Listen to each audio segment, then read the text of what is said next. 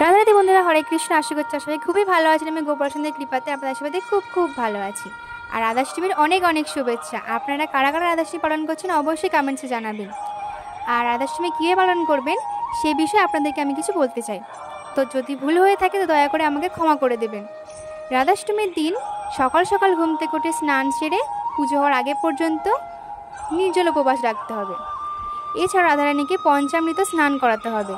আর রাধারানীকে নীল রঙের বস্ত্র পরাতে হবে, কেন রাধারানীর প্রিয় রঙই হচ্ছে নীল রঙ।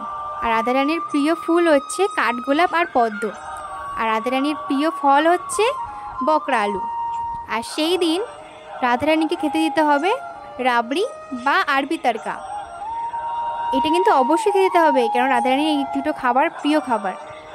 আর রাধারানীকে সুন্দর করে শৃঙ্গার করাতে হবে, চন্দনের টিকা দিতে হবে আর খুব সুন্দরভাবে সাজাতে হবে।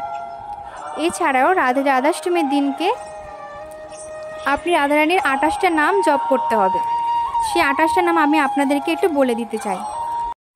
মদন মোহিনী, শ্রীমতী, অপূর্বা, পবিত্রা, আনন্দা, শুভাঙ্গী, শুভা, বৈষ্ণবী, রসিকা, রাধারানী, ঐশ্বরী, বেণুবাদ্যা, মহালক্ষ্মী, বৃন্দা, কালিন্দী, হৃদয়া, গোপকন্যা, গোপিকানন্দা, বল্লভা, কৃষ্ণবাসিনী, অভিষ্টদা, দেবী বিষ্ণুপ্রিয়া, বিষ্ণুকান্দা, জয়া, জীবা, বেদপ্রিয়া, বেদগর্ভা।